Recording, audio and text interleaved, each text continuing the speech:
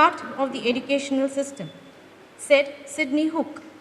True to his words, we teachers, including members of the education system, have gathered here to upskill ourselves with newer trends and attitudes relevant to the changing environment and technologies, so that many years down the line of life, we are remembered by our students for being ourselves.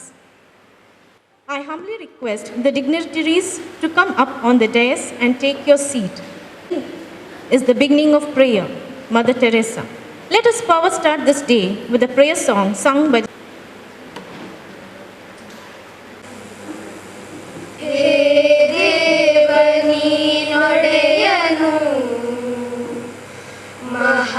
ಮಹಿಮಾನು ಹೇ ದೇವನಿ ನೊಡೆಯನು ಮಹಿಮಾನು ನೀಗೈದೆ ಆಕಾಶಗಳನ್ನು ಭುವಿಯನು ಹೇ ದೇವನಿ ನೊಡೆಯನು ಮಹಿಮಾನು ನೀಗೈದೆ ಆಕಾಶಗಳನ್ನು ಭುವಿಯನು ನಿನಗೋರ್ವನಿಗೆ ಸಕಲ ಸ್ತುತಿ ಸಲ್ಲುತ್ತಿರುವುದು ನೀನೋರ್ವನೇ ಲೋಕಪಾಲಕನು ನೀ ಕರುಣಾಮಯಿಯು ನಿನ್ನದೇ ದಯೆಯು ಇಹ ಪರದಲು ನಿನ್ನದೇ ದಯೆಯು ಹೇ ದೇವನಿ ನೊಡೆಯನು ಮಹಿಮಾನು ನೀಗೈದೆ ಆಕಾಶಗಳನ್ನು ಭುವಿಯನು ನಿರ್ಣಾಯಕ ದಿನದ ನೀನೊಡೆಯನೆಂದು ಜೀವಿಗಳಿಗೆಲ್ಲ ನೀಡುವೆ ದಯವನೆಂದು ನಿನ್ನನೇ ಪೂಜಿಪೆವು ನಾವೆಲ್ಲ ದೇವ ನಿನ್ನೊಡನೆಯೇ ಬೇಡುವೆವು ನಾವು ದೇವ ಹೇ ದೇವನಿ ನೊಡೆಯನು ಮಹಿಮಾನು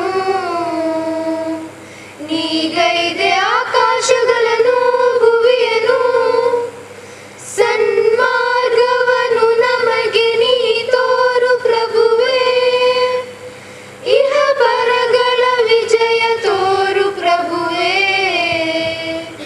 ಪಥಿಕರಿಸು ನಮ್ಮನ ಸಜ್ಜನರ ಪಥದಿ ನಿನ್ನ ಕೃಪೆಯನ್ನು ಪಡೆದವರು ನಡೆದ ಪಥದಿ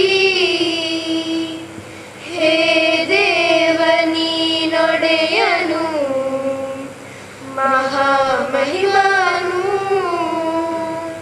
ನೀಗೈದೆ ಆಕಾಶಗಳನ್ನು ಭುವಿಯನು ನಿನ್ನ ಕ್ರೋಧವ ಗಳಿಸಿದವರ ಪಥ ಬೇಡ ಹಾದಿ ತಪ್ಪಿದ ಜನರು ನಡೆದ ಪಥ ಬೇಡ ನಮ್ಮ ಯಾಚನೆಗಳನ್ನು ಆಲಿಸು ದೇವಾ ನಮ್ಮ ಬೇಡಿಕೆಗಳನ್ನು ಪೂರೈಸು ದೇವಾ ಹೇ ದೇವನಿ ನೊಡೆಯನು ಮಹಿಮಾನು ನೀಗೈದೆ ಆಕಾಶಗಳನ್ನು ಭುವಿಯನು ಹೇ ದೇವನಿ ನೊಡೆಯನು ಮಹಿಮಾನು. ವೇದಿಕೆಯಲ್ಲಿರುವ ಇಂದಿನ ಈ ಸಭೆಯ ಅಧ್ಯಕ್ಷ ಸ್ಥಾನವನ್ನು ವಹಿಸಿರುವ ಮೀಫ್ ಇದರ ಪ್ರೆಸಿಡೆಂಟ್ ಆಗಿರುವ ಮುಸಬ್ಬೆ ಬ್ಯಾರಿಯವರೇ, ಈ ಕಾರ್ಯಕ್ರಮವನ್ನು ಉದ್ಘಾಟನೆಯನ್ನು ಮಾಡಲಿರುವ ದಕ್ಷಿಣ ಕನ್ನಡ ಜಿಲ್ಲೆಯ DDP ಆಗಿರುವ ಕೆ ಸುಧಾಕರ್ ಅವರೇ,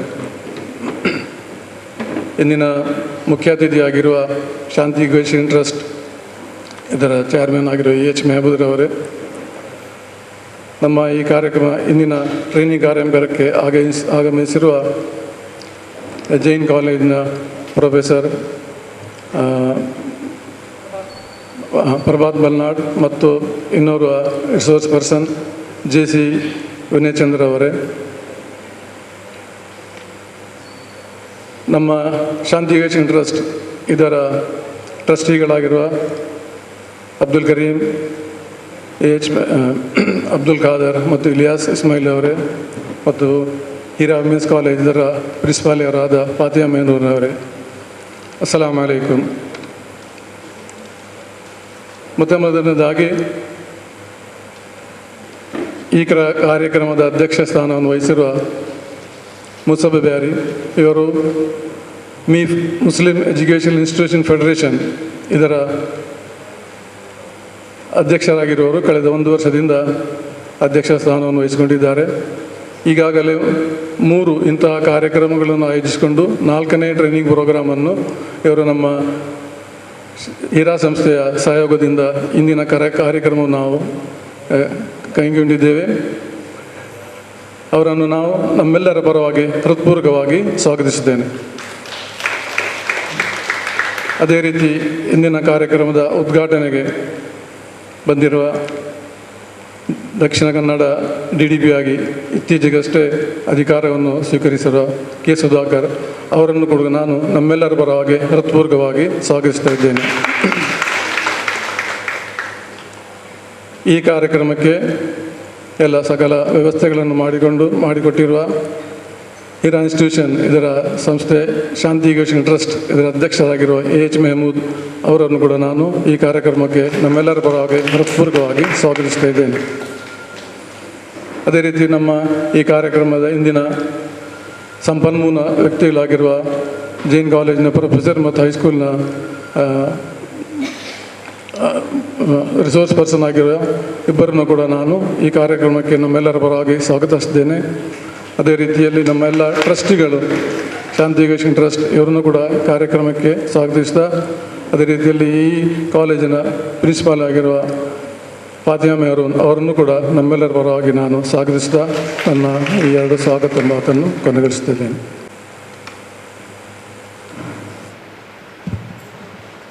Thank you, sir. I call upon Janab Rahmatullah to give the keynote address.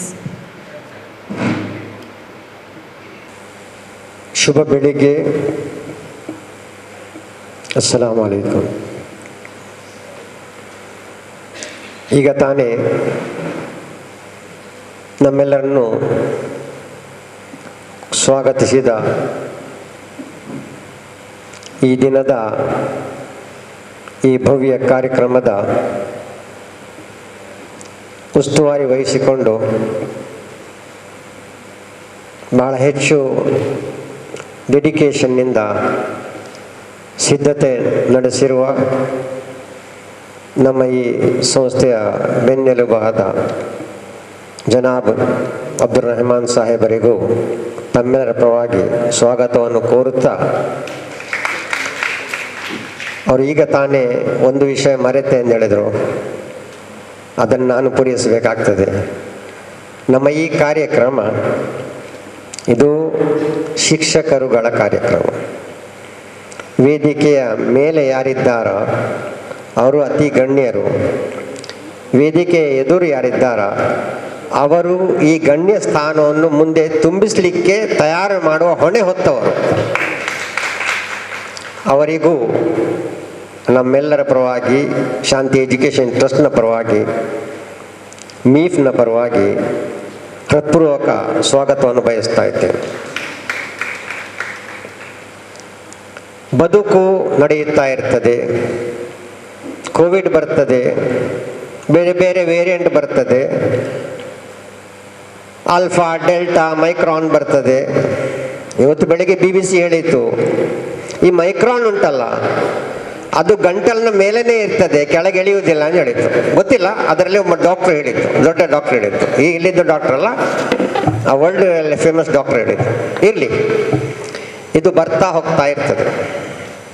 ನಮ್ಮ ಕಲೆ ಏನೆಂದು ಹೇಳಿದರೆ, ನಾವು ನಿಂತ ನೀರು ಆಗಬಾರದು.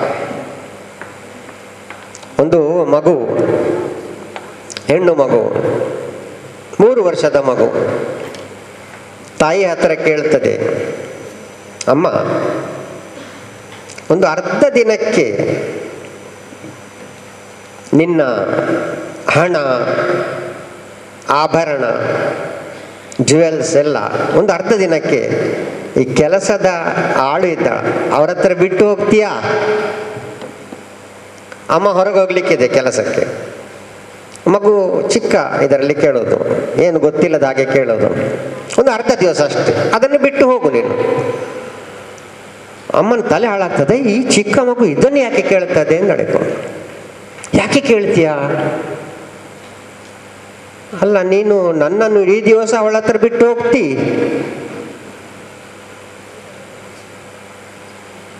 ಅರ್ಥ ಆಯ್ತು? ನಾನು ಅಷ್ಟು ಇಂಪಾರ್ಟೆಂಟ್ ಜ್ಯುವೆಲ್ಸ್ ಅಲ್ಲ ನಿನ್ನ ದೃಷ್ಟಿಯಲ್ಲಿ, ಆದ್ದರಿಂದ ಬಿಟ್ಟು ಹೋಗ್ತಿ. ಬಾಕಿಯೆಲ್ಲ ಅಷ್ಟು ಇಂಪಾರ್ಟೆಂಟ್, ಅದನ್ನು ಬಿಟ್ಟು ಹೋಗೋದಿಲ್ಲ ನೀನು. ಈ ಒಂದು ಪಾಠ, ಈ ಒಂದು ಪ್ರಶ್ನೆ, ಇದರ ಹಿಂದೆ ಇರುವ ಒಂದು ಏನು ಗಂಭೀರ ವಿಷಯ ಇದೆಯಾ, ಅದು ಮಗು ತಾಯಿಗೆ ಹೇಳಿಕೊಡ್ತಾ ಇದೆ. ನಾನೇನು ಹೇಳ್ತಾ ಇದ್ದೇನೆ ಅಂದರೆ, ನಾವು ಯಾವ ಲೋಕದಲ್ಲಿ ಜೀವಿಸ್ತಾ ಇದ್ದೇವೋ ಅದರಲ್ಲಿ ನಾವು ನೆನೆಸುವುದು we know everything, you know nothing ಎಂದು ಹೇಳ್ಕೊಂಡು. ಈ ಮಗು ಹೇಳ್ತದೆ you know nothing, I know everything ಎಂದು ಹೇಳ್ಕೊಂಡು. ಇಷ್ಟವರೆಗೆ ಆ ತಾಯಿಯ ತಲೆಯಲ್ಲಿ ಇದು ಹೊಳೆಯಲೇ ಇಲ್ಲ. ಏನು, ನಾನು ಬಿಟ್ಟು ಹೋಗ್ತಾ ಇದ್ದೇನೆ ಮಗುವನ್ನು, ಈ ಮಗು ನನಗೆ ಎಲ್ಲಕ್ಕಿಂತ ಹೆಚ್ಚು ಪ್ರೀತಿ, ಅದು ತಲೆಯಲ್ಲಿಲ್ಲ. ಮಗುವಿನ ತಲೆಯಲ್ಲಿದೆ, ನಾನು ಹೆಚ್ಚು ಇಂಪಾರ್ಟೆಂಟಾ, ಈ ಸೊತ್ತು ಇಂಪಾರ್ಟೆಂಟಾ ಅಂತ ಹೇಳ್ಕೊಂಡು. ಸೊ ಈ ರೀತಿ ನಮ್ಮ ಆಲೋಚನೆ ಬದಲಾಯಿಸಲಿಕ್ಕೆ ಆಗಬೇಕು. ನಮ್ಮ ಆಲೋಚನೆ ಒಂದು ಹೊಸ ರೀತಿಯಲ್ಲಿ ಆಲೋಚಿಸಲಿಕ್ಕೆ ಸಾಧ್ಯ ಆಗಬೇಕು. ಅದು ಯಾವಾಗಲೂ ಆಗೋದು ಯಾಕೆಂದೇಳಿದ್ರೆ, ಹೇಗೆ ಎಂದೇಳಿದ್ರೆ, ನಮ್ಮ ಏನು ಕಲೆ ಇದೆ, ಸ್ಕಿಲ್ ಇದೆ, ಅದನ್ನು ಶಾರ್ಪನ್ ಮಾಡಬೇಕು. ನಮ್ಮ ಸ್ಕಿಲ್ ಆವಾಗ ಮಾತ್ರ ಶಾರ್ಪ್ ಆದರೆ ಮಾತ್ರ ಆ ಸ್ಕಿಲ್ ಇರ್ತದೆ. ಅದು ಶಾರ್ಪ್ ಆಗದಿದ್ದರೆ ಆ ಸ್ಕಿಲ್ನ ಹೋಗಿ ಕಿಲ್ ಮಾತ್ರ ಇರ್ತದೆ. ಈ ನಮ್ಮ ಇವತ್ತಿನ ಆಯೋಜನೆ ಆ ಸ್ಕಿಲ್ಲನ್ನು ಸ್ವಲ್ಪ ಹೆಚ್ಚು ಬಲಿಷ್ಠ ಮಾಡಲಿಕ್ಕಿರುವಂಥದ್ದು. ನನ್ನ ರಿಕ್ವೆಸ್ಟ್ ನಿಮ್ಮ ಹತ್ರ ಏನೆಂದು ಹೇಳಿದರೆ, ಮೀಫ್ನ ಪರವಾಗಿ ಏನು ಇಲ್ಲಿ ನಿಮಗೆ ಸಿಗ್ತದೆ, ನಮ್ಮ ಸಂಪನ್ಮೂಲ ವ್ಯಕ್ತಿಗಳು ಕೊಡ್ತಾರೆ, ಅದನ್ನು 100% ರಿಸೀವ್ ಮಾಡಿಕೊಂಡು, 100% ಮಕ್ಕಳಿಗೆ ಕೊಡಿ ಅಂತ ಹೇಳೋದಿಲ್ಲ, ಎಷ್ಟು ಸಾಧ್ಯ ಆಗ್ತದೆ ಅಷ್ಟು ಸ್ವಲ್ಪ ಕಾಳಜಿಯಿಂದ ಮತ್ತು ಸ್ವಲ್ಪ ನಿಯತ್ನಿಂದ, ಮತ್ತು ನಮ್ಮ ಉರ್ದುನಲ್ಲಿ ಒಂದು ಪದ ಇದೆ, ಇಖ್ಲಾಸ್, ಸಿನ್ಸಿಯರಿಟಿಯಿಂದ ನಮಗೆ ಒಂದು ವೇಳೆ ಟ್ರಾನ್ಸ್ಫರ್ ಮಾಡಲಿಕ್ಕೆ ಆದರೆ, ನಾವಿಲ್ಲಿ ಪಡೆದು ಅಲ್ಲಿ ಕೊಡಲಿಕ್ಕೆ ಆದರೆ, ನಮ್ಮ ಇವತ್ತಿನ ಕಾರ್ಯಾಗಾರ ಸಕ್ಸಸ್ಫುಲ್ ಅಂತ ಹೇಳ್ಬೋದು. ಮತ್ತು ಇಲ್ಲಿ ನಮ್ಮ ಶಾಲೆ, ನಾವು ಮಾಡಿದ ಶೋ, ಇಲ್ಲಿ ನಿಮಗೆ ಬಂದು ಆತ್ಮೀಯವಾಗಿ ನಾವು ಏನು ಸ್ವಾಗತ ಕೊಟ್ಟಿದ್ದೇವೋ, ಇಲ್ಲಿಯ ಫಲಹಾರ, ಊಟ, ಅದು ಏನಲ್ಲ. ನಮಗೆ ಬೇಕಾದ್ದು ನಮ್ಮ ನಾಳಿನ ಪ್ರಜೆ ಏನಿದೆ, ಆ ಪ್ರಜೆ ನಮ್ಮ ದೇಶಕ್ಕೆ ಸೊತ್ತು ಆಗಬೇಕು, ಅವರಿಲ್ಲಿದ್ದು ಆ್ಯಸೆಟ್ ಆಗಬೇಕು. ಅದು ಆ್ಯಸೆಟ್ ಆಗಬೇಕಾದರೆ ನಮ್ಮ ಚಿಂತನೆ ಆ ರೀತಿ ಇರಬೇಕು. ಆ ಚಿಂತನೆ ಆ ರೀತಿ ಬರಲಿ, ನಮ್ಮ ಈ ಕಾರ್ಯಾಗಾರ ಸಕ್ಸಸ್ಫುಲ್ ಆಗಲಿ. ನೀವು ಯಾವ ವಿಷಯವನ್ನು ಆಧರಿಸಿಕೊಂಡು ಇಲ್ಲಿ ಬಂದಿದ್ದೀರಾ, ನಮ್ಮ DDP, ಹಿಂದಿನ DDP ಅವರಿಗೆ ಒಂದು ಕಾಳಜಿ ಇತ್ತು. ನಮ್ಮ ಈ DDPಗೆ ಅದಕ್ಕಿಂತ ಹೆಚ್ಚು ಕಾಳಜಿ ಇರಲಿಕ್ಕೆ ಸಾಧ್ಯ ಉಂಟು. ಅವರು ಬೇರೆ ವಿಷಯ ಹೇಳ್ಬೋದು ತಮ್ಮ ಹತ್ರ. ಅವರು ಇದರ ಮೊದಲೊಂದು ಮೀಟಿಂಗ್ನಲ್ಲಿ ಹೇಳಿದರು, ನಮ್ಮ ಶಾಲೆಗಳಲ್ಲಿ ಈ ಯಾರು ಮುಸ್ಲಿಂ ಮಕ್ಕಳಿದ್ದಾರೆ ಅವರ ಕಡೆಯಿಂದಾಗಿ ನಮ್ಮ SSLC ರಿಸಲ್ಟ್ ಸ್ವಲ್ಪ ಹಿಂಜರಿಯುತ್ತದೆ, ಅದಕ್ಕೆ ಸ್ವಲ್ಪ ತೊಡಕು ಉಂಟಾಗ್ತದೆ. ನಾನು ಅದು ಎಷ್ಟು ಸರಿ ಎಷ್ಟು ತಪ್ಪೆಂದು ಹೇಳಿಕ್ಕೆ ಹೋಗೋದಿಲ್ಲ. ಒಂದು ವೇಳೆ ಅದು 100% ಸರಿ ಇದ್ದರೆ ನಾವು ಅದಕ್ಕೆ ಹೊಣೆಗಾರರು. ನಮ್ಮ ಮಕ್ಕಳು ಇದೊಂದು ಬಹಳ ನನಗೆ ದುಃಖ ಆಗುವ ಒಂದು ವಿಷಯ ಏನಂದರೆ, ನಮ್ಮ ಶಾಲೆಗಳಲ್ಲಿ ಮುಸ್ಲಿಂ ಮಕ್ಕಳು ಮಾತ್ರ ಇರಬಾರ್ದು. ನಮ್ಮ ಶಾಲೆ ಎಲ್ಲ ಜಾತಿಯ ಮಕ್ಕಳು ಇರಬೇಕು, ಎಲ್ಲ ಸಮುದಾಯದ ಮಕ್ಕಳು ಇರಬೇಕು. ಅದಕ್ಕಾಗಿ ನಾವು ಟ್ರೈ ಮಾಡಬೇಕು. ಅದಕ್ಕೆ ಮುಸಬ್ಬ ಬ್ಯಾರಿ ಅವರಿಗಿಂತ ಮೊದಲು ಇದ್ದ ಮೊಹಮ್ಮದ್ ಬ್ಯಾರಿ ಸಾಹೇಬರು ಅವರ ಶಾಲೆಯಲ್ಲಿ ಎಲ್ಲ ಮಕ್ಕಳು ಒಟ್ಟಿಗೆ ಕಲಿತಾರೆ. ಹಿಂದೂಗಳು ಇದ್ದಾರೆ, ಮುಸ್ಲಿಮರು ಇದ್ದಾರೆ, ಕ್ರಿಶ್ಚಿಯನ್ರು ಇದ್ದಾರೆ. ನಮ್ಮ ಧ್ಯೇಯ ಏನೆಂದು ಹೇಳಿದರೆ, ನಮ್ಮ ಎಲ್ಲ ಶಾಲೆಗಳಲ್ಲಿ, ಅದು ಯಾರ ಶಾಲೆಗಳು ಬೇಕಾದರೆ ಆಗಲಿ, ಭಾರತೀಯರ ಶಾಲೆ, ಭಾರತೀಯ ಎಲ್ಲರದ್ರಲ್ಲಿ ಇರಬೇಕು, ಮತ್ತೆಲ್ಲರೂ ಮುಂದೆ ಬರಬೇಕು, ಎಲ್ಲ ಈ ದೇಶದ ಒಳ್ಳೆಯ ಸಿಟಿಸನ್ಸ್ ಆಗಬೇಕು, ಮತ್ತು ಪರೋಪಕಾರಿಯಾಗುವ, ಬೇರೆಯವರ ಬಗ್ಗೆ ಆಲೋಚಿಸುವ ಮತ್ತು ಇತರರಿಗೆ ಹೆಲ್ಪ್ ಮಾಡುವ ಆ ನಮೂನೆ ಆಲೋಚನೆ ಕೊಡುವ ಏನು ಮಕ್ಕಳನ್ನು ನಾವು ತಯಾರು ಮಾಡಬೇಕು. ಅದಕ್ಕಾಗಿ ಪ್ರಭು ಅವನ ಹತ್ರ ಈಗ ನಾವು ಕೇಳಿದ್ದೇವೆ, ಅಂತಹ ಒಂದು ಕೊಡುಗೆಯನ್ನು ಪ್ರಭು ನಮಗೆ ದಯಪಾಲಿಸಲಿ ಎಂದು ಹೇಳಿಕೊಂಡು Inspiring speech. Let us begin this auspicious program by the formal process of inauguration by watering the plant. I humbly request the Honorable DDPI of Dakshin Kannada District, Shri Sudhakar K, to inaugurate the meeting.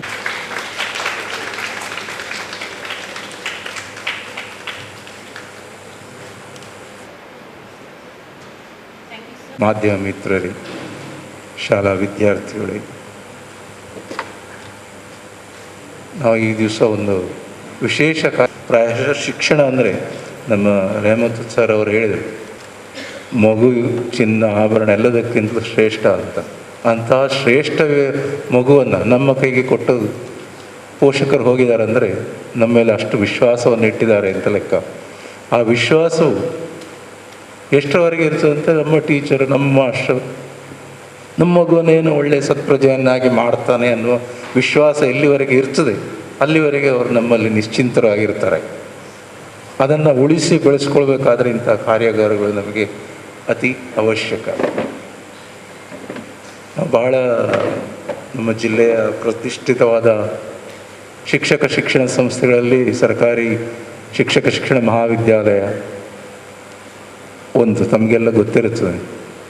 ಅಲ್ಲೊಂದು caption ಅವತ್ತಿಂದ ಇವತ್ತಿನವರೆಗೂ ಉಂಟು, ಯಾರು ಓದಿಸ್ಲಿಕ್ಕೆ ಧೈರ್ಯವಂತನೋ ಅವನು ಕಲೀಲಿಕ್ಕೆ ಹಿಂಜರಿಯುವುದಿಲ್ಲ ಅಂತ. ಅದು ಅದರ ಧ್ಯೇಯವಾಕ್ಯ. ಶಿಕ್ಷಕ ಯಾವಾಗ ನಾನು ಶಿಕ್ಷಣವನ್ನು ಕೊಡ್ತೇನೆ ಅಂತ ಬರ್ತಾನೋ ಆಗ ತಾನು ಸ್ವತಃ ಉರಿಯದೆ ಇನ್ನೊಬ್ಬರಿಗೆ ಬೆಳಕನ್ನು ನೀಡಲಿಕ್ಕಾಗೋದಿಲ್ಲ. ಅದರಿಂದ ತನ್ನಲ್ಲಿ ಆ ತೈಲವನ್ನಾಗಲಿ ಆ ಜ್ಞಾನದ ದೀವಿಗೆಯನ್ನಾಗಲಿ ಬೆಳಗಿಸದಿದ್ದರೆ ಮುಂದೆ ಮಗುವಿನ ಬಾಳನ್ನು ಬೆಳಗಲಿಕ್ಕಾಗೋದಿಲ್ಲ. ಈಗ ವರ್ಷದಿಂದ ವರ್ಷ ಹಲವಾರು ಸವಾಲುಗಳು ಬರ್ತವೆ. ಮುಖ್ಯವಾಗಿ ಈಗ ಆರೋಗ್ಯದ ಬಗ್ಗೆ ನಮಗೆ ಬಹಳ ದೊಡ್ಡ 2 ವರ್ಷದಿಂದ ಬಹಳ ದೊಡ್ಡ ಸವಾಲನ್ನು ಎದುರಿಸ್ತಾ ಇದ್ದೇವೆ. ಪ್ರಾಯಶಃ ನಿಮಗೆಲ್ಲ ಗೊತ್ತಿದ್ದ ಹಾಗೆ ಕಳೆದ ಒಂದು 10 ವರ್ಷದಿಂದ ವರ್ಷಕ್ಕೊಂದು ದಿವಸ ಕೈ ತೊಳಿರಿ ಅಂತ ವಿಶ್ವ ಕೈ ತೊಳೆಯುವ ದಿನ ಅಂತ ಆಚರಿಸ್ತಾ ಇದ್ವು. ಅದಕ್ಕೆ ಎಲ್ಲೆಲ್ಲೇ ಕೊಂಡೋಗಿ ಅಂತಾರಾಷ್ಟ್ರೀಯ ಮನೆಯಲ್ಲಿ ತರಬೇತಿ ಶಿಕ್ಷಕರಿಗೆಲ್ಲ ಕೊಟ್ಟಿದ್ದು. ಆಗ ಯಾರು ಅಷ್ಟು ಸೀರಿಯಸ್ ಆಗಿ ಅದನ್ನು ಪರಿಗಣಿಸಿರಲಿಲ್ಲ. ಆದರೆ ಈ 2 ವರ್ಷದಿಂದ ಹೇಗೆ ಬದಲಾವಣೆಗಳಾಗಿದೆ ಅಂತ ಗೊತ್ತಿರ್ಬೋದು. ಅದೇ 3 ವರ್ಷದ ಹಿಂದೆ ಆನ್ಲೈನ್ ಕ್ಲಾಸ್ ಅಂತ ಹೇಳಿದರೆ ಸ್ವಲ್ಪ ಮೇಲೆ ಕೆಳಗೆ ನೋಡುವ ಸ್ಥಿತಿ ಇತ್ತು. ಈಗ ನೀವು 1 ನಿಮಿಷ ಬಿಟ್ಟರೆ ಅಲ್ಲೇ ಕೂತು ಒಂದು ಕ್ಲಾಸ್ ಮಾಡುವಿರಿ, ಅಷ್ಟು ಮುಂದಕ್ಕೆ ಹೋಗಿದ್ದೀರ. ಯಾಕಂದರೆ ಶಿಕ್ಷಕರಲ್ಲಿ ಸಾಮರ್ಥ್ಯ ಇದೆ, ನಿಮ್ಮಲ್ಲಿ ಎಲ್ಲ ಬದಲಾವಣೆಗಳಿಗೆ ಹೊಂದಿಕೊಳ್ಳುವಂತಹ ಶಕ್ತಿ ಇದೆ. ಆಗಬೇಕಾದ್ರೆ ನಿಮ್ಮನ್ನು ನೀವು ತಯಾರು ಮಾಡ್ಕೊಳ್ಬೇಕು. ಈಗ ಒಂದು ಸವಾಲಿದೆ. ಮಾನ್ಯ ರಮಣ್ ಸರ್ ಅವ್ರು ಹೇಳಿದರು, ಒಂದು ಮಾಸ್ಕ್ ತೆಗೆದುಕೊಡ್ಬೋದು ಅಂತ. ತೆಗೆಯುವುದು ದೊಡ್ಡ ಸಮಸ್ಯೆ ಅಲ್ಲ, ತೋರಿಸುವಂಥ ಮುಖವೂ ಇಲ್ಲ ನನ್ನಲ್ಲಿ, ಸಾಮಾನ್ಯವಾಗಿರೋದು. ಆದರೆ ನಾವೊಂದು ಸಂದೇಶವನ್ನು ಕೊಡಬೇಕಾಗಿದೆಲ್ಲ. ನಮ್ಮ ಹಿಂದೆ ಅಷ್ಟು ದೊಡ್ಡ ಪ್ರಮಾಣದಲ್ಲಿ ಅಪಾಯಗಳು ಬಂದಿರುವಾಗ ನಾವು ಅದನ್ನು ನಿರ್ಲಕ್ಷಿಸುವಾಗಿಲ್ಲ. ಮಾಸ್ಕ್ ಅನ್ನೋದು ಬಹಳ ಪ್ರಮುಖ. ಯಾಕಂದರೆ ಎಲ್ಲೋ ಒಂದು ಕಡೆ ಹೇಳ್ತಿದ್ವು, ಯಾವಾಗಲೂ ನಾವು ಮಾಸ್ಕ್ ಹಾಕ್ಕೊಂಡೇ ಇರ್ತವೆ ಅಂತ. ಬೇರೆ ಬೇರೆ ರೀತಿಯ ಮಾಸ್ಕ್ಗಳು, ತಂದೆಯಾಗಿ ಒಬ್ಬರು, ಗಂಡಾಗಿ, ಹೆಂಡತಿಯಾಗಿ, ತಾಯಿಯಾಗಿ, ಮಗುವಾಗಿ ಮುಕ್ತವಾಗಿ ಯಾರು ಇರೋದಿಲ್ಲ. ಒಂದೊಂಥರ ಒಂದಷ್ಟು ಮಾಸ್ಕ್ಗಳ ಎಡೆಯಲ್ಲೇ ನಾವು ಬದುಕ್ತಾ ಇರ್ತೇವೆ. ಅನಿವಾರ್ಯ ಕೂಡ, ಪರಿಸ್ಥಿತಿ ಜೀವನ ಹಾಗಿರ್ತದೆ ನಮಗೆ. ಸೊ ಅದರೊಟ್ಟಿಗೆ ಇದೊಂದು ಫಿಸಿಕಲ್ ಮಾಸ್ಕ್ ಅಷ್ಟೇ. ಆದರೆ ಅದರ ಸಂದೇಶ ದೊಡ್ಡದಿದೆ.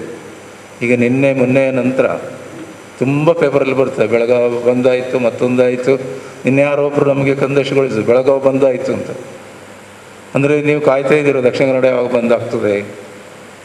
ಇಲ್ಲ, ನಮ್ಮಲ್ಲೂ ಸವಾಲಿದೆ. ನಮ್ಮ ಮಕ್ಕಳನ್ನು ಸಂರಕ್ಷಿಸಿಕೊಳ್ಳೋದು ಹೇಗೆ ನಾವು ಮಾಡಬೇಕಾಗಿದೆ. ಸೊ ಅದಕ್ಕೆ ನಾವು ಅವರಿಗೆ ಮೇಲ್ಪಂಕ್ತಿಯನ್ನು ಹಾಕಿಕೊಡ್ಬೇಕು. ಅದು ಒಂದಾದರೆ, ಎರಡನೇದು ಈಗ ನಾಳೆ ಬರುವ ಪರೀಕ್ಷೆ ಏನಿದೆ ಅದು ಒಂದು ಸವಾಲೇ ಇದೆ ನನಗೆ. ನಾನೇನೋ ಮುಸ್ಲಿಂ ಮಕ್ಕಳು ಕಲಿಯೋದಿಲ್ಲ, ಇನ್ನೊಂದು ಹೇಳೋದಿಲ್ಲ ಅಂತ ಹೇಳೋದಿಲ್ಲ. ಬಟ್ ಎಲ್ಲೋ ಒಂದು ಕಡೆ ಒಂದು ಮಗು ಕಲಿಬೇಕಾದ್ರೆ ನಿಮಗೆ ಗೊತ್ತಿದೆ, ಹೋಗಿ ಕಲಿ ಅಂತ ಹೇಳಿದ್ರೆ ಕಲಿಯೋದಿಲ್ಲ. ಅದಕ್ಕೊಂದು ವಾತಾವರಣ ಬೇಕು, ಅದಕ್ಕೊಂದು ಸನ್ನಿವೇಶವನ್ನು ಸೃಷ್ಟಿ ಮಾಡಬೇಕು ನಾವು. ಆಗ ಮಾತ್ರ ಮಗು ಕಲಿಬೇಕು ಅಂತ ಅನಿಸ್ಬೇಕು. ಇಲ್ಲದಿದ್ದರೆ ಮಗು ಕಲಿಯೋದಿಲ್ಲ. ನಾವು ಅಷ್ಟೇ, ನೀವು ಅಷ್ಟೇ.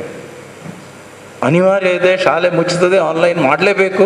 ಓಕೆ, ರಾತ್ರಿ ಎಲ್ಲೆಲ್ಲಿ ಗೂಗಲ್ ಅದು ಇದರ ಹುಡುಕಿ ನಾವು ಆನ್ಲೈನ್ ಕ್ಲಾಸ್ ಮಾಡೋದು ಹೇಗೆ ಅಂತ ಕಲ್ತ್ಕೊಂಡೆವು.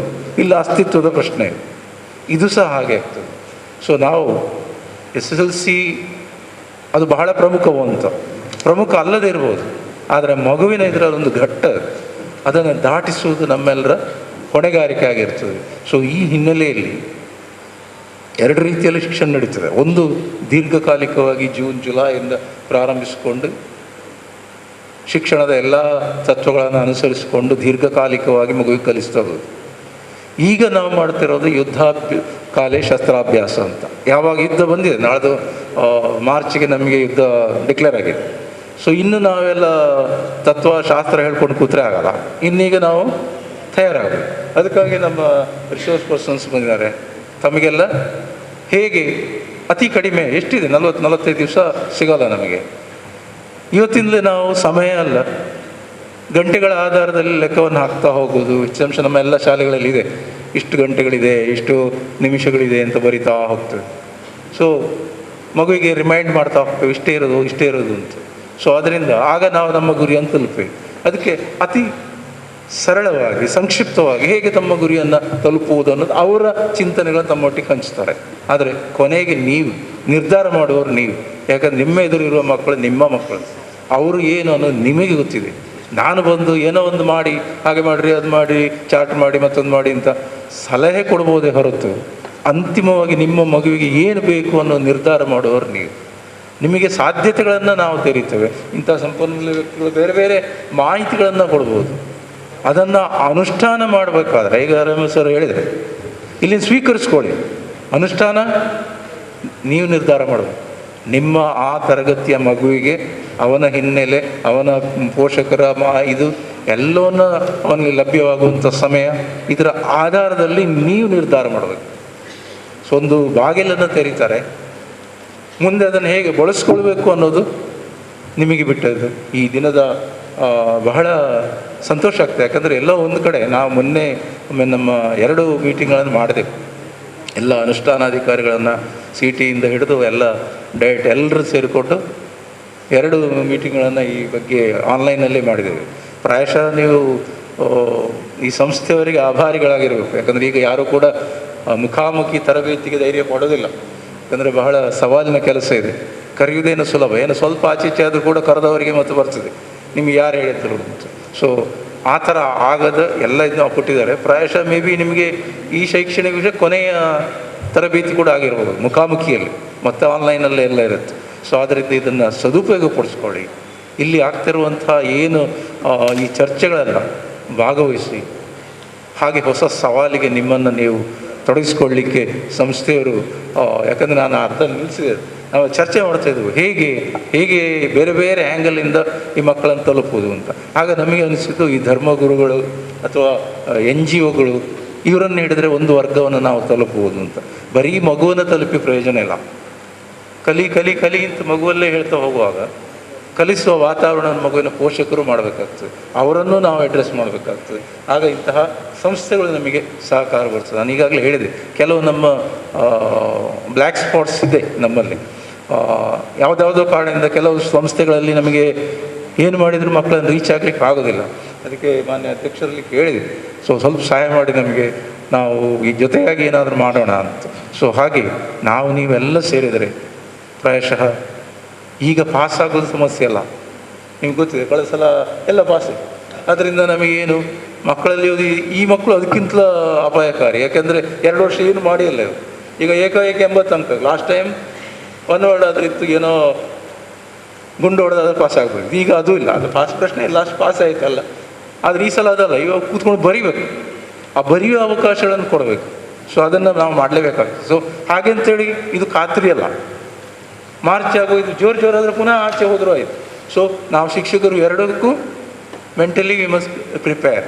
ಈಚೆ ಡಿಸ್ಕ್ರಿಪ್ಟಿವ್ ಟೈಪಿಗೂ ಆಬ್ಜೆಕ್ಟಿವ್ ಟೈಪಿಗೂ 2 ಸವಾಲುಗಳನ್ನು ಎದುರಿಸಲಿಕ್ಕೆ ನಾವು ಸನ್ನದ್ಧರಾಗಿರಬೇಕು. ಯಾಕಂದರೆ ಮಾರ್ಚ್ವರೆಗೆ ಕೂತ್ಕೊಂಡು ಈಗಿನ ಟ್ರೆಂಡ್ ನೋಡ್ತಾ ದಿನಕ್ಕೆ 10, 20, 25 ಸಾವಿರ ಜಾಸ್ತಿ ಆಗ್ತಾ ಇರುವಾಗ ಸಡನ್ನಾಗಿ ಇಲ್ಲ ಈ ಪ್ಯಾಟ್ರನ್ನೇ ಬೇಡ ಮೊದಲಾಗಿ ಹೋದರೂ ಹೋದು. ಅದರಿಂದ ಎಲ್ಲದಕ್ಕೂ ಸಾಧ್ಯತೆಗಳಿಗೆ ನಮ್ಮನ್ನು ನಾವು ತರ್ಕೊಂಡು ಮಾಡಲಿಕ್ಕೆ ಇಂಥದ್ದೊಂದು ವೇದಿಕೆ ಆಗಲಿ, ಇಂತಹ ಹಲವಾರು ಸಂಪನ್ಮೂಲ ವ್ಯಕ್ತಿಗಳು ನೀವು ಆಗಿದ್ದೀರಾ. ನೀವುಗಳೆಲ್ಲ ನಿಮ್ಮ ಇದನ್ನು ಹಂಚ್ಕೊಳ್ಳಿ. ನಾವು ಜೊತೆಗೆ ನಮ್ಮ ಮಕ್ಕಳನ್ನು ಜೊತೆಯಾಗಿ ಬೆಳೆಸುವ ಅಂತ ಹೇಳ್ತಾ ಅವಕಾಶ ಮಾಡಿಕೊಟ್ಟಂತಹ ಸಂಸ್ಥೆಯವರಿಗೂ ಹಾಗೂ ಈ ಕಾರ್ಯಕ್ರಮವನ್ನು ಆಯೋಜಿಸಿದ ಸಂಘಟನೆಯ ಅಧ್ಯಕ್ಷರಿಗೂ ಪದಾಧಿಕಾರಿಗಳಿಗೂ ವಂದಿಸಿ, ಶಿಕ್ಷಣ ಇಲಾಖೆಯೊಟ್ಟಿಗೆ ಎಲ್ಲರ ಸಹಕಾರವನ್ನು ಅಪೇಕ್ಷಿಸ್ತಾ ಲಭ್ಯವಾದಂತಹ ಈ ಒಂದು ಅವಕಾಶ ಅಥವಾ ಸವಾಲುಗಳನ್ನು ಜೊತೆಯಾಗಿ ಎದುರಿಸುವ ಅಂತ ಹೇಳ್ತಾ ನಿಮಗೆಲ್ಲ ಶುಭವನ್ನು ಹಾರೈಸಿ ಅವಕಾಶ ಮಾಡಿಕೊಟ್ಟ ಎಲ್ಲರಿಗೂ ವಂದಿಸಿ ನಾನು ಮಾತು ಮುಗಿಸಿದ್ದೇನೆ. ಒಂದು ಟ್ರೈನಿಂಗ್ ಕ್ಯಾಂಪ್ ಆಗ್ತಾ ಉಂಟು. ಈ ಟ್ರೈನಿಂಗ್ ಕ್ಯಾಂಪಿನ ಹೆಚ್ಚಿನ ಪ್ರಯೋಜನವನ್ನು ಎಲ್ಲರೂ ಸಿಗಬೇಕಂತ ಉದ್ದೇಶದಲ್ಲಿ ಬಂದಿದ್ದೀರಿ. ಯಾವಾಗಲೂ ಮೊದಲೆಲ್ಲ ನಮ್ಮ ಇಲ್ಲಿ ಊರಲ್ಲಿ ಕಳ್ಳತನ, ದರೋಡೆ ಎಲ್ಲ ಆಗ್ತಾ ಇತ್ತು. ಆವಾಗ ನಾವು ನೆನೆಸಿದ್ದು ವಿದ್ಯೆ ಇಲ್ಲದ ಕಾರಣ ಈ ಥರ ಮಾಡ್ತಾ ಇದ್ದಾರೆ ಅಂತೇಳಿ. ಆದರೆ ನಾವು ಆ ಬಗ್ಗೆ ಸ್ಟಡಿ ಮಾಡಿದರೆ ಇದೆಲ್ಲವನ್ನು ಮಾಡೋದು ವಿದ್ಯಾವಂತರೇ, ಯಾರು ಅವಿದ್ಯಾವಂತರಲ್ಲ. ಏನು ಈ ಥರ ಆಗ್ತದೆ? ಅದಕ್ಕೆ ಒಂದು ಕಾರಣ, ಕೇವಲ ವಿದ್ಯೆಯಿಂದ ಸಾಕಾಗುವುದಿಲ್ಲ, ಸದ್ವಿದ್ಯೆ ಬೇಕು. ಸದ್ವಿದ್ಯೆ ಎಂದರೆ ದೇವ ಭಯದೊಂದಿಗಿರುವ ವಿದ್ಯೆ. ಅದಿದ್ದರೆ ಮಾತ್ರ ಈ ಸಮಾಜದಲ್ಲಿ ಶಾಂತಿ, ನೆಮ್ಮದಿ ಮತ್ತು ಒಳ್ಳೆಯ ಒಂದು ಪ್ರಜೆ ಆಗಲಿಕ್ಕೆ ಸಾಧ್ಯ. ಅದೇ ರೀತಿಯಲ್ಲಿ ನಮ್ಮ ಶಾಲೆಯಲ್ಲಿ ಮಕ್ಕಳು ಯಾವಾಗಲೂ ಬೀಳ್ಬೋದು. ಬಿದ್ದರೆ ಅವರನ್ನು ಅಲ್ಲಿಂದ ಎಳಿಲಿಕ್ಕೆ ನಾವು ಕಲಿಸ್ಕೊಡ್ಬೇಕು. ಬಿದ್ದಲ್ಲೇ ಬಿಟ್ಟು ಬಿಡೋದಲ್ಲ. ನಾವು ನಮ್ಮ ಇಡೀ ಜೀವನವೇ ಆಗ್ತೇವೆ, ನಾವು ಬಿದ್ದು ಎಲ್ಲ ಮೇಲೆ ಬಂದು. ಯಾವಾಗಲೂ ಬಿದ್ದವನ್ನು ಮಕ್ಕಳಿಗೆ ಇಂಥ ಟ್ರೈನಿಂಗ್ ಕೊಡಬೇಕು. ನೀವು ಬಿದ್ದರೆ ಹೇಳಿಬೇಕು, ಬೀಳಿ ಎಷ್ಟು ಸಲ ಬಿದ್ದು ಚಿಂತೆ ಇಲ್ಲ ಅಂತೇಳಿ ಅಂಥ ಒಂದು ಟ್ರೈನಿಂಗ್ ಕೊಡಬೇಕು. ಮೊದಲನೇದಾಗಿ ಒಂದು ಸಣ್ಣ ಕಥೆ ಹೇಳಿ ನಾನು ಮುಗಿಸ್ತೇನೆ. ನನಗೆ ಇರೋದು 5 ನಿಮಿಷ ಮಾತ್ರ. ಇಬ್ಬರು ವಿದ್ಯಾರ್ಥಿಯರು ಸ್ಟಡಿ ಮಾಡಲಿಕ್ಕೆ ಒಂದು ಗುರು ಹತ್ರ ಹೋಗ್ತಾರೆ. ಗುರು ಹತ್ರ ಹೋಗಿ, ಸರ್ ನನಗೆ ಒಳ್ಳೆ ಒಂದು ಅಧ್ಯಾಪಕ ಆಗಬೇಕು, ಅದಕ್ಕೆ ಒಂದು ಅವಕಾಶ ಮಾಡಿಕೊಡ್ಬೇಕಂತ. ಹಾಗೆ ಅಲ್ಲಿ ಕಲಿತಾ ಇರುವಾಗ ಎರಡನೇವನಿಗೆ ಒಂದು ಸಂಶಯ. ಒಂದನೇವನಿಗೆ ನನಗಿಂತ ಹೆಚ್ಚು ಪ್ರೀತಿ ತೋರಿಸ್ತಾರಲ್ಲ, ಅದು ಯಾಕೆ? ನಾವು ಇಬ್ಬರು ಒಂದೇ ರೀತಿಯಲ್ಲ ಅಂತೇಳಿ ಒಂದು ಭಾವನೆ ಬಂತು. ಒಂದು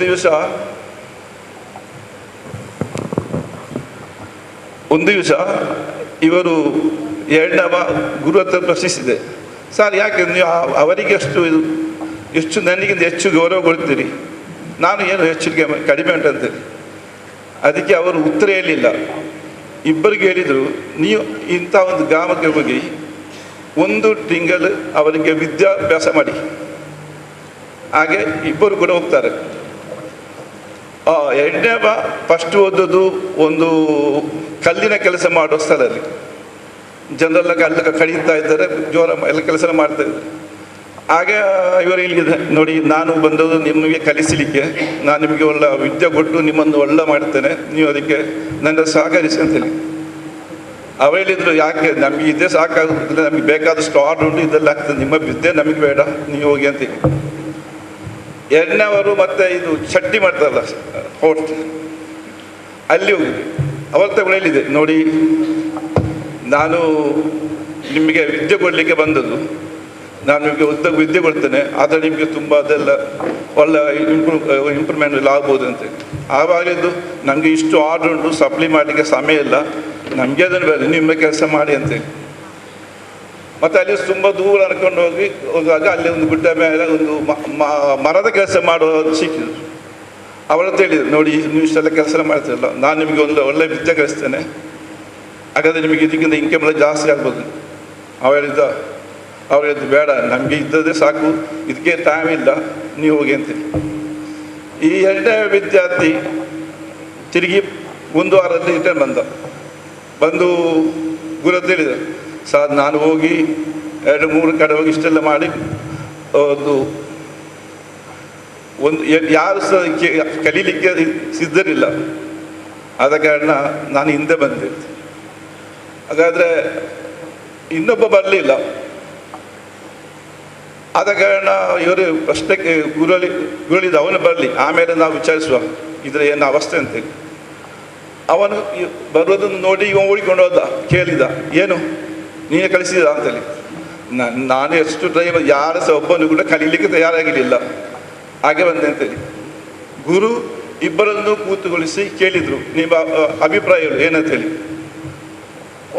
ಎರಡನೇ ವಯಲಿದ್ದ ಹಾಗೆ ಹೀಗೆ ಅಂತೇಳಿ.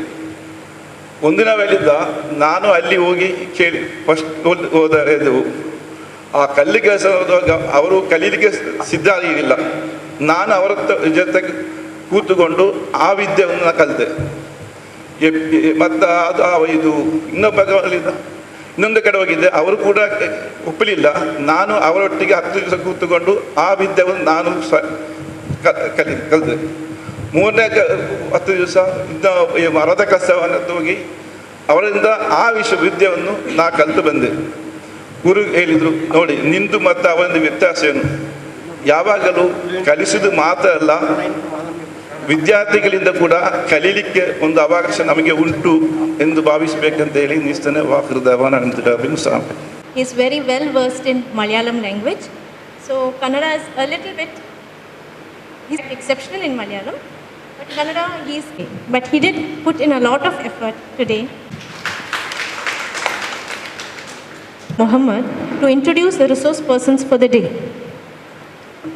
To introduce today's resource persons, Dr. Prabhat Balnad and J.C. Vinay Chandra. Prabhat Balnad. Dr. Prabhat Balnad is originally from Sulya Taluk and has been working in Jain Pre-University College, Mudabidri as a lecturer and seminars, and published his research articles in several journals. He has participated in the history workshops of Dakshin Kannada and Udupi districts as a research person. He is the past president of Mudabidri JC Tribhuvan and JC Zone Trainer. He is renowned Yakshagana artist and a good organizer. He has been presenting Yakshagana in different parts of our state and outside state. He is the member of Diksha, the online educational program of central government.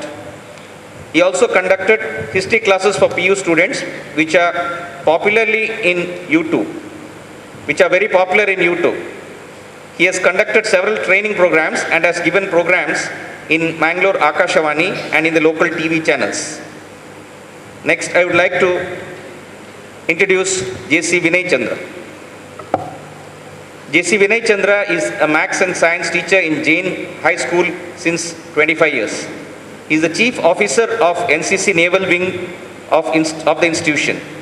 He is in charge teacher of Atal Tinkering Lab of the institution. Sir, ನಮ್ಮದು ಮೀಫ್ ಎಂಬುದು ಸುಮಾರು 20 ವರ್ಷಗಳ ಹಿಂದೆ ಅಂದಿನ ಶಿಕ್ಷಣ ಸಚಿವರಾಗಿದ್ದಂತಹ B.A. Mohiuddin ಸಾಹೇಬ್ರವರ ನೇತೃತ್ವದಲ್ಲಿ ಅಸ್ತಿತ್ವಗೊಂಡಿತು. ಅಂದು ಹಲವಾರು ಸಂಸ್ಥೆಗಳನ್ನು ಈ ಮುಸ್ಲಿಂ ಆಡಳಿತ ಮಂಡಳಿಗಳು ಸ್ಥಾಪಿಸಿದ್ದವು. ಆದರೆ ಆಡಳಿತಾತ್ಮಕವಾಗಿ ಅದನ್ನು ಯಾವ ರೀತಿ ಮುಂದೆ ಕೊಂಡು ಹೋಗುವುದು ಎಂಬ ಬಗ್ಗೆ ಒಂದು ಮಾಹಿತಿಯ ಕೊರತೆ ಇತ್ತು. ಇದನ್ನು ಮನಗಂಡಂತಹ B.A. ಮೊಹಿದ್ದೀನ್ ಸಾಹೇಬ್ರ ನೇತೃತ್ವದ ಮುಖಂಡರು ಇದಕ್ಕೆ ಒಂದು ಫೆಡರೇಷನನ್ನು ಸ್ಥಾಪಿಸಬೇಕು. ಆ ಮೂಲಕ ಈ ವಿದ್ಯಾಸಂಸ್ಥೆಗಳ ಆಡಳಿತದಲ್ಲಿ, ಹಣಕಾಸಿನಲ್ಲಿ, ಆದರ್ಶದಲ್ಲಿ ಕೈ ಹಾಕದೆ ಕೇವಲ ನೈತಿಕತೆ ಮತ್ತು ಶಿಕ್ಷಣವನ್ನು ಉತ್ತಮಪಡಿಸುವ ರೀತಿಯಲ್ಲಿ ನಾವು ಕಾರ್ಯಕ್ರಮಗಳು ಹಮ್ಮಿಕೊಳ್ಳಬೇಕು ಎಂಬ ಒಂದು ಉದ್ದೇಶದಿಂದ ಈ ಫೆಡರೇಷನನ್ನು 20 ವರ್ಷಗಳ ಹಿಂದೆ ಸ್ಥಾಪಿಸಿ ಇದೀಗ ದಕ್ಷಿಣ ಕನ್ನಡ ಮತ್ತು ಉಡುಪಿ ಜಿಲ್ಲೆಯ 130 ವಿದ್ಯಾಸಂಸ್ಥೆಗಳ ಒಂದು ಒಕ್ಕೂಟವಾಗಿ ಇದು ಬೆಳೆದಿದೆ. ಹೆಸರಿಗೆ ಮುಸ್ಲಿಂ ವಿದ್ಯಾಸಂಸ್ಥೆಯ ಒಕ್ಕೂಟ ಎಂದು ಇದ್ದರೂ ಸಹ ಇದರಲ್ಲಿ ದುಡಿಯುತ್ತಿರುವವರು 80% ಶಿಕ್ಷಕರು ಮುಸ್ಲಿಮೇತರರಾಗಿದ್ದಾರೆ.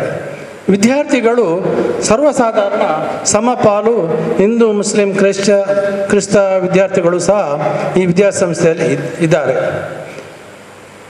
ಈ ಕೊರೋನಾದಿಂದಾಗಿ ಕಳೆದ 2 ವರ್ಷಗಳಿಂದ ಶಿಕ್ಷಣದ ಗುಣಮಟ್ಟವು ಕುಂಠಿತಗೊಂಡಿದ್ದು, ವಿದ್ಯಾರ್ಥಿಗಳಲ್ಲಿಯೂ ಕೂಡ ಶಿಕ್ಷಕರಲ್ಲೂ ಕೂಡ ಆಸಕ್ತಿಯು ಕುಂದಿರುವುದರಿಂದ ಇದನ್ನು ಪುನಶ್ಚೇತನಗೊಳಿಸಲು ನಮ್ಮ ಮೀಫ್ ಇವರಿಗೆ ಒಂದು ಕಾರ್ಯಾಗಾರ ಹಾಕಿಕೊಳ್ಳೋದು ಉತ್ತಮ ಎಂಬ ಅಭಿಪ್ರಾಯದೊಂದಿಗೆ ಈ ವರ್ಷ ನಾವು ಇದು 4ನೇ ಕಾರ್ಯಕ್ರಮವಾಗಿ 2 ಜಿಲ್ಲೆಗಳಲ್ಲಿ ನಾವು ಕಾರ್ಯಕ್ರಮವನ್ನು ಹಾಕಿಕೊಂಡಿದ್ದೇವೆ. ಈ ವರ್ಷ ಇದು ಬಹುಶಃ ಕೊನೆಯ ಕಾರ್ಯಕ್ರಮ ಶಿಕ್ಷಕರದ್ದು. ಇದು ಮುಗಿದ ಕೂಡಲೇ SSLC ವಿದ್ಯಾರ್ಥಿಗಳಿಗೆ ನಾವು ಓರಿಯೆಂಟೇಷನ್ ಪ್ರೋಗ್ರಾಮನ್ನು ಆರಂಭಿಸುತ್ತೇವೆ. ಮುಂದಿನ ವಾರದಲ್ಲಿ ಬೆಳ್ತಂಗಡಿಯಲ್ಲಿರುತ್ತು. ನೆಕ್ಸ್ಟ್ ವೀಕಲ್ಲಿ ಉಡುಪಿಯಲ್ಲಿ ಸಹ ಕಾರ್ಯಕ್ರಮವನ್ನು ಹಮ್ಮಿಕೊಂಡಿದೆ. ಹಿಂದಿನ DDP ಅವರಾಗಿದ್ದಂತಹ ಮಲ್ಲೇಸ್ವಾಮಿಯವರವರು ಒಂದು ಕಾರ್ಯಕ್ರಮದಲ್ಲಿ ನಮ್ಮ ಭಾಗವಹಿಸಿದಾಗ ನಮ್ಮವರು ಹೇಳಿದರು, ನಿಮ್ಮ ಮುಸ್ಲಿಂ ಸಮಾಜದ ವಿದ್ಯಾರ್ಥಿಗಳು SSLC ಮೇಲೆ ಹೋಗಲಿಕ್ಕೆ ಅವರಿಗೆ ಶಿಕ್ಷಣದಲ್ಲಿ ಸ್ವಲ್ಪ ಆಸಕ್ತಿ ಕುಂಠಿತವಾಗಿದೆ, SSLC ರಿಸಲ್ಟ್ ಕಡಿಮೆ ಆಗ್ತಾ ಉಂಟು, ಇದಕ್ಕಾಗಿ ನೀವು ಯಾವುದಾದ್ರೂ ಒಂದು ಕಾರ್ಯಕ್ರಮ ಹಾಕಿಕೊಳ್ಳಬೇಕು ಎಂಬ ಒಂದು ಸಲಹೆ ನಮಗೆ ಕೊಟ್ಟ ಮೇರೆಗೆ ಕೂಡಲೇ ನಾವು ಕಾರ್ಯಪ್ರವೃತ್ತರಾಗಿ ಈ 2 ರೀತಿಯ ತರಬೇತಿಯನ್ನು ಹಾಕಿಕೊಂಡಿದ್ದೇವೆ. ಬಹಳಷ್ಟು ಸಂತೋಷವಾಯಿತು. ನಮ್ಮ ಈ 4 ಕಾರ್ಯಕ್ರಮಗಳಲ್ಲಿ BO ಅವರು ಭಾಗವಹಿಸಿದರೂ ಕೂಡ ಹೊಸದಾಗಿ ಬಂದಂತಹ DDP ಅವರು ನಮಗೆ ಇಂದು ಉದ್ಘಾಟನೆಗೆ ಸಿಕ್ಕಿದ್ದು ಅವರ ಸಂತೋಷ ಹಾಗೂ ಅವರ ಪರಿಚಯ ಸಹ ಆಯಿತು. ಸಮಸ್ತ 130 ವಿದ್ಯಾಸಂಸ್ಥೆಗಳ ಪರವಾಗಿ ಅವರಿಗೆ ನೂತನ ಈ ಪೋಸ್ಟ್ ಅವರ ಹುದ್ದೆಯು ಅವರಿಗೆ ತೃಪ್ತಿಕರ ಆಗಲಿ, ಅದರಲ್ಲಿ ಅವರು ಯಶಸ್ಸನ್ನು ಕಾಣಲಿ, ಮುಂದಿನ ವರ್ಷದಲ್ಲಿ ಅವರ ಜಿಲ್ಲೆಯಲ್ಲಿ SSLCಯಲ್ಲಿ ಫಸ್ಟ್ ರ್ಯಾಂಕ್ ಸ್ಟೇಟಲ್ಲಿ ಬರಲಿ ಅಂತ ಹೇಳಿ ನಾನು ಹಾರೈಸುತ್ತಾ ಇದ್ದೇನೆ. ಅವರು ಬಂದ ಕೂಡಲೇ ಒಂದು ಮಾತು ಹೇಳಿದರು. ಉಳ್ಳಾಲದವರು ನಮ್ಮ ದರ್ಗಾ ಪ್ರತಿನಿಧಿಯವರು ಇಲ್ಲಿ ಇದ್ದಾರೆ. ಉಳ್ಳಾಲದ ಒಂದು ಶಾಲೆ, ನಾನು ಹೆಸರಿಸುವುದಿಲ್ಲ, ದರ್ಗಾದ ಆಡಳಿತದಲ್ಲಿ ಇಲ್ಲ, ಅದು ಒಂದು ಸರ್ಕಾರಿ ಶಾಲೆಯಲ್ಲಿ ಸ್ವಲ್ಪ SSLCಯಲ್ಲಿ ಮಕ್ಕಳದು ಬಹಳ ಬೆಳವಣಿಗೆ ಬಹಳ ಹಿಂದೆ ಇದೆ, ನೀವು ಏನಾದರೂ ಒಂದು ಪ್ರಯತ್ನ ಪಡಬೇಕು ಅಂತ ಹೇಳಿದರು. ರಹಮತುಲ್ಲರವರು ಇದ್ದರು ಮತ್ತು ನಾವು ಉಳ್ಳಾಲದ ಜೊತೆ ಸೇರಿಕೊಂಡು DDP ಅವರನ್ನೇ ಕರ್ಕೊಂಡು ಅಲ್ಲಿಗೆ ಹೋಗಿ ಏನಾದರೂ ಒಂದು ಕಾರ್ಯಕ್ರಮವನ್ನು ಸರ್ ನಾವು ಹಮ್ಮಿಕೊಳ್ಳೋಣ, ಇದೇ ರೀತಿಯ ಸಹಕಾರ ತಮ್ಮಿಂದ ನಾವು ಆಶಿಸ್ತಾ ಇದ್ದೇವೆ. ನಮ್ಮಲ್ಲಿ ತುಂಬ ಪ್ರಪೋಸಲ್ಸ್ ಬರ್ತಾ ಉಂಟು, ರಿನ್ಯೂವಲ್ಸ್ ಮತ್ತು ಸ್ಯಾಂಕ್ಷನ್ಸ್ ಎಲ್ಲ ಹಲವು ಕಠಿಣ ನಿಯಮಗಳು ಸರ್ಕಾರದ ನಮ್ಮ ಮುಂದೆ ಇಟ್ಟಿದೆ. ಆದರೂ ಕೂಡ ಸರ್ಕಾರದ ಕಾನೂನಿನ ಅಸ್ತಿತ್ವದ ಒಳಗೆ ತಮಗೆ ಎಷ್ಟು ಸಾಧ್ಯವೋ ಅಷ್ಟನ್ನು ತಾವು ಈ ವಿದ್ಯಾಸಂಸ್ಥೆಯ ರಿನ್ಯೂವಲ್ ಸಂದರ್ಭ ಹೆಲ್ಪ್ ಮಾಡಬೇಕು. ಕಾರಣ ಇರುವಂಥ ಹೆಚ್ಚಿನ ಎಲ್ಲ ವಿದ್ಯಾಸಂಸ್ಥೆಗಳು ಚಾರಿಟಿ ಬೇಸಿಸ್ ಕೆಲಸ ಮಾಡ್ತಾ ಇದೆ, ಅಲ್ಲದೆ ಆರ್ಥಿಕವಾಗಿ ಹಣ ಮಾಡುವ ಉದ್ದೇಶದಿಂದಲೋ ದೊಡ್ಡ ಫೀಸ್ ಫಿಕ್ಸ್ ಮಾಡಿಕೊಂಡು ಮಾಡುವಂಥ ವಿದ್ಯಾಸಂಸ್ಥೆಗಳು ಅಲ್ಲ.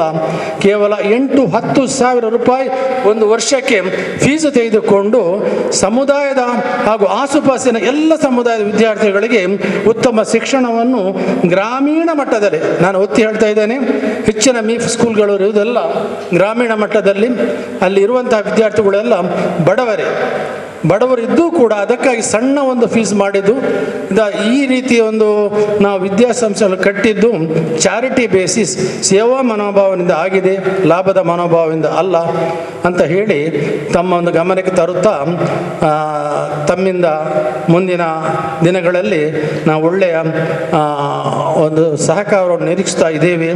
ಅದು ಅಲ್ಲದೆ ಇನ್ನಷ್ಟು ಕಾರ್ಯಕ್ರಮಗಳನ್ನು ನಾವು ಹಮ್ಮಿಕೊಳ್ಳುವಾಗ ತಮ್ಮ ಜೊತೆ ನಾವು ಸಮಾಲೋಚನೆ ಮಾಡುತ್ತೇವೆ ಎಂದು ಹೇಳುತ್ತಾ ಶಿಕ್ಷಕರಿಗೆ ನಮ್ಮ ಈ ತರಬೇತಿಯು 2 ಜನ ತರಬೇತಿ ಫ್ಯಾಕಲ್ಟೀಸ್ ಬಂದಿದ್ದಾರೆ.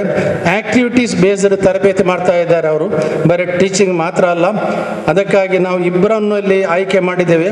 ಹೆಸರಾಂತ ತರಬೇತಿದಾರರು ಅವರು JCs ಅಂತ ಹೇಳಿದರೆ ಅದು ಜೂನಿಯರ್ ಚೇಂಬರ್ಸ್, ಅದು ತರಬೇತಿದಾರರನ್ನು ಸೃಷ್ಟಿಸುವಂಥ ಒಂದು ಸಂಸ್ಥೆ. ಅದು ಅವರ ಕಾರ್ಯಕ್ರಮದಲ್ಲಿ ತಾವು ಭಾಗಿಯಾಗಿಕೊಂಡು ಅದರ ಒಂದು ಪ್ರಯೋಜನವನ್ನು ವಿದ್ಯಾರ್ಥಿಗಳಿಗೆ ದೊರಕುವಂತೆ ಮಾಡಿ, ಜೊತೆಗೆ ಈ ಒಂದು ಅಚ್ಚುಕಟ್ಟು ಪ್ರದೇಶದಲ್ಲಿ ನಮ್ಮ ಹೀರಾ ಮ್ಯಾನೇಜ್ಮೆಂಟ್ನವರು ಒಂದು ವ್ಯವಸ್ಥೆಯನ್ನು ಮಾಡಿದ್ದಾರೆ.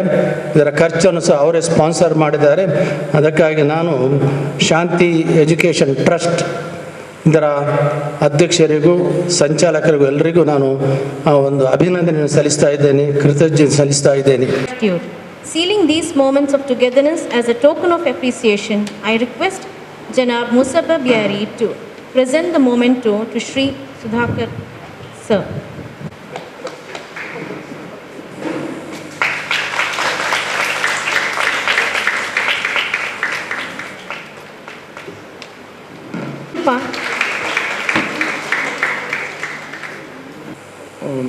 ವೋಟ್ ಆಫ್ ಥ್ಯಾಂಕ್ಸ್ ಪ್ರೋಗ್ರಾಮಿಗೆ ಬರ್ತಾ ಇದ್ದೇವೆ. ನಮ್ಮ ಇಂದಿನ ಈ ಸಭೆಯ ಅಧ್ಯಕ್ಷ ಸ್ಥಾನವನ್ನು ವಹಿಸಿರುವ ಜನಾಬ್ ಮುಸಬ್ಬ ಬ್ಯಾರಿ ಅವರಿಗೆ ನಾನು ನಮ್ಮೆಲ್ಲರ ಪರವಾಗಿ ಧನ್ಯವಾದಗಳನ್ನು ಅರ್ಪಿಸ್ತಾ ಇದ್ದೇನೆ. ಈ ಕಾರ್ಯಕ್ರಮವನ್ನು ಉದ್ಘಾಟಿಸಿ ಒಳ್ಳೆಯ ಹಿತನುಡಿಗಳನ್ನು ಕೊಟ್ಟ DDP ಅವರಾದ ಸುಧಾಕರ್ ಅವರಿಗೂ ಕೂಡ ನಮ್ಮೆಲ್ಲರ ಪರವಾಗಿ ಧನ್ಯವಾದಗಳನ್ನು ಅರ್ಪಿಸ್ತಾ ಇದ್ದೇನೆ. ನಮ್ಮ ಶಾಂತಿ ಟ್ರಸ್ಟ್ ಇದರ ಚೇರ್ಮನ್ AH ಮೆಹಮೂದರ್ ಅವರು ತಮ್ಮ ಬ್ಯುಸಿ ಶೆಡ್ಯೂಲ್ನಲ್ಲಿ ಕೂಡ ಇವರು ಬಂದಿದ್ದಾರೆ. ಅವರಿಗೆ ಕೂಡ ನಮ್ಮೆಲ್ಲರ ಪರವಾಗಿ ನಾನು ಧನ್ಯವಾದಗಳನ್ನು ಅರ್ಪಿಸ್ತಾ ಇದ್ದೇನೆ. ಎಲ್ಲ ಮೀಫ್ನ ಪದಾಧಿಕಾರಿಗಳು, ಸೆಕ್ರೆಟರಿ ಅವರೆಲ್ಲ ಬಂದಿದ್ದಾರೆ. ಅವರಿಗೆಲ್ಲರಿಗೂ ಕೂಡ ಧನ್ಯವಾದಗಳು. ಶಾಂತಿ ಎಜುಕೇಷನ್ ಟ್ರಸ್ಟ್ ಇದರ ಎಲ್ಲ ಟ್ರಸ್ಟಿಗಳಿಗೂ ಕೂಡ ಧನ್ಯವಾದಗಳು. ನಮ್ಮ ಹೀರಾ ವಿಮೆನ್ಸ್ ಕಾಲೇಜಿನ ಪ್ರಿನ್ಸಿಪಾಲ್ ಆದ ಅವರಿಗೂ ಕೂಡ ನಾವು ಧನ್ಯವಾದ ಹೇಳ್ತಾ ಇದ್ದೇನೆ. ಮತ್ತು ಈ ನಮ್ಮ ಕಾರ್ಯಕ್ರಮಕ್ಕೆ ಸಹಕರಿಸಿದಂಥ ಎಲ್ಲರಿಗೆ, ಇಲ್ಲಿ ಯಾರೆಲ್ಲ ಇದ್ದಾರೆ ಅವರ ಒಂದೊಂದು ಹೆಸರನ್ನು ಹೇಳುವುದಿಲ್ಲ. ನಮ್ಮ ಅಡ್ಮಿನಿಸ್ಟ್ರೇಟರ್ ಇರ್ಬೋದು, ಇಲ್ಲಿ ನಮ್ಮ ಸಂಸ್ಥೆಯ ಅಟೆಂಡರ್ಸ್, ನಮ್ಮ ಡ್ರೈವರ್ಸ್ ಎಲ್ಲರಿಗೂ ಕೂಡ ನಾನು ಮೀಫ್ನ ವತಿಯಿಂದ ಧನ್ಯವಾದಗಳನ್ನು ಸಮರ್ಪಿಸ್ತಾ